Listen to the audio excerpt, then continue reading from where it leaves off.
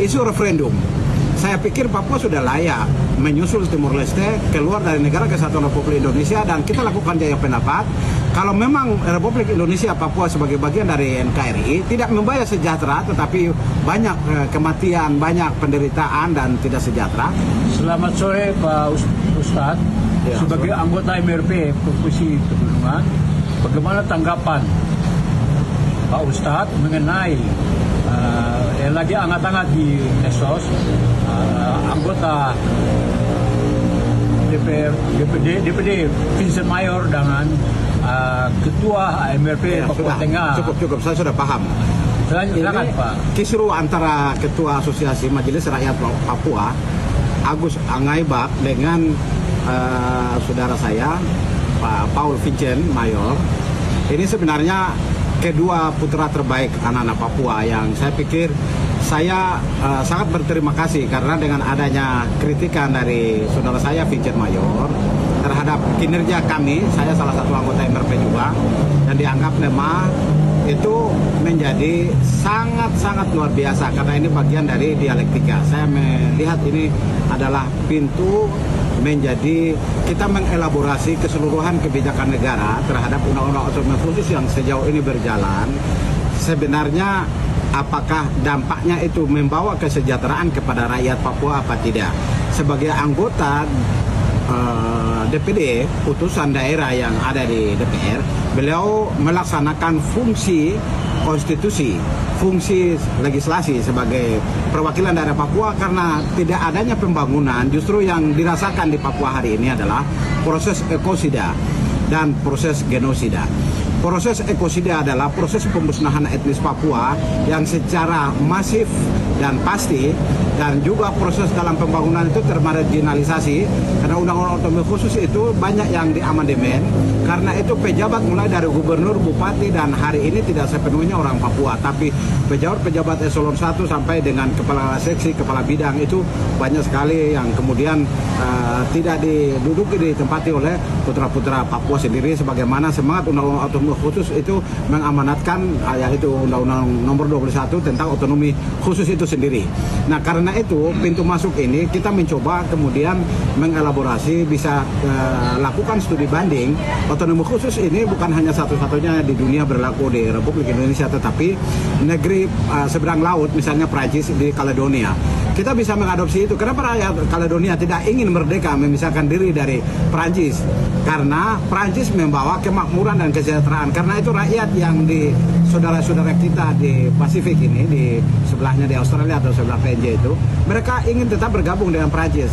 Demikian dengan Seychelles itu dengan sama juga negara yang tetap ingin bergabung, walaupun ada tetangga mereka ingin Kamoro itu ingin merdeka, tetapi mereka Seychelles dia nggak mau karena kemakmuran yang didapat dari negara Perancis itu, disitulah rakyat hidup sejahtera. Karena itu menurut saya, dan saya pikir tidak usah jauh, misalnya berangkat juga ke Cina terhadap Taiwan, ini kan kita bisa, atau mungkin di Hawaii, otonomi khusus yang berjalan di sana diadopsi kemudian dilaksanakan secara konsisten dan konsekuen oleh pemerintah negara ini kepada Papua dan Aceh. Ini yang belum berjalan, sehingga dialektika, saya anggap itu dialektika bukan konflik ya. Jadi dua putra terbaik ya, Agus Angaibak dengan Vincent Mayor ini melihat keprihatinan terhadap Otsus yang selama 25 tahun berjalan itu tidak membawa dampak hasil yang signifikan. Justru sebaliknya, yang terjadi Papua hari ini adalah proses ekosida dan genosida sekaligus.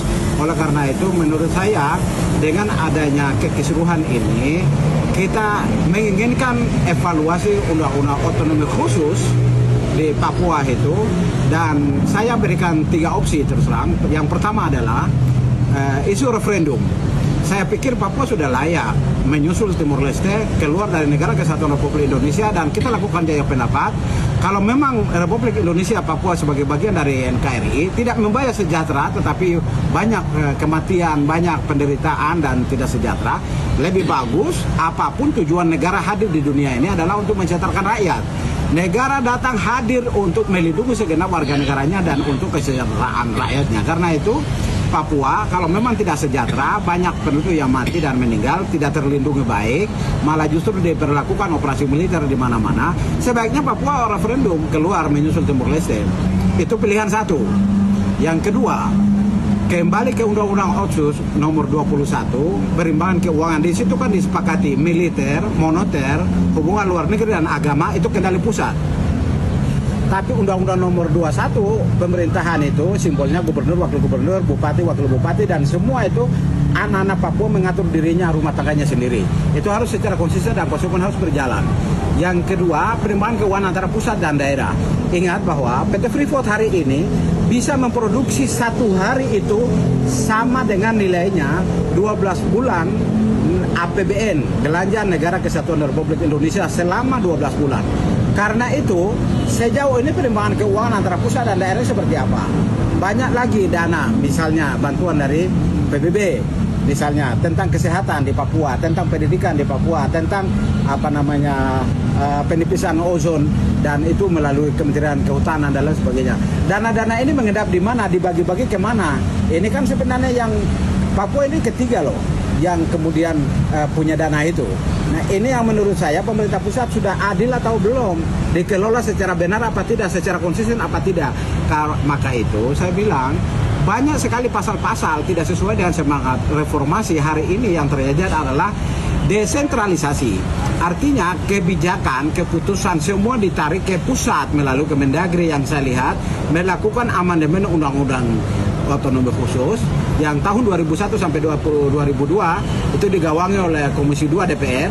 Banyak sekali pasal-pasal Undang-Undang Otonomi Khusus Papua seperti partai lokal itu kemudian ditarik ke pusat, hanya kemudian diangkat 14 orang atau ini itu segala macam. Komisi Kebenaran dan Rekonsiliasi tidak jalan, pelurusan sejarah Papua integrasi dalam negara Kesatuan Republik Indonesia juga tidak pernah dilaksanakan karena untuk memulihkan korban-korban jutaan nyawa manusia Papua yang pernah dibunuh dalam berbagai operasi sejak tahun 62 ini kan sampai hari ini kan belum direhabilitasi korban keluarganya dan lain sebagainya. Jadi menurut saya banyak sekali kegagalan Undang-Undang Otonomi Khusus itu. Yang inti dari Undang-Undang Otonomi Khusus adalah satu, melindungi segenap warga negara Papua dan mensejahterakan rakyat Papua. Ternyata kesejahteraan tidak ada dan perlindungan terhadap orang asli Papua juga tidak ada. Apalagi dalam rumah tangga mereka untuk otonomi khusus, bagaimana mengelola pemerintahan, bagaimana keuangan mereka dan lain sebagainya itu sudah gagal total. Maka keseluruhan antara Agus Angaibak, Ketua Asosiasi Majelis Rakyat Papua, dan Saudara Vincent Mayor yang terjadi anggota DPD RI perwakilan daerah Papua ini menjadi pintu masuk. Kedua putra terbaik ini tidak boleh ada sentimen, tidak boleh ada, tapi mereka adalah putra-putra terbaik yang menjadi pintu gerbang membawa kita untuk mengevaluasi secara menyeluruh pelaksanaan Undang-Undang Otonomi Khusus selama 25 tahun itu akan menjadi baik. Karena itu teman-teman Asosiasi Majelis Rakyat Papua silakan datang ke Jakarta dan kita akan ketemu Presiden. Kita ingin supaya mengevaluasi secara menyeluruh pelaksanaan Undang-Undang Otonomi Khusus selama 25 tahun ini perlu dievaluasi. Saya pikir itu dan cukup sekian. Saya dengan Ustadz Ismail Aso, anggota Majelis Rakyat Papua Pegunungan, Pokja Agama Unsur Agama Islam. Selamat sore, terima kasih. Terima kasih Pak.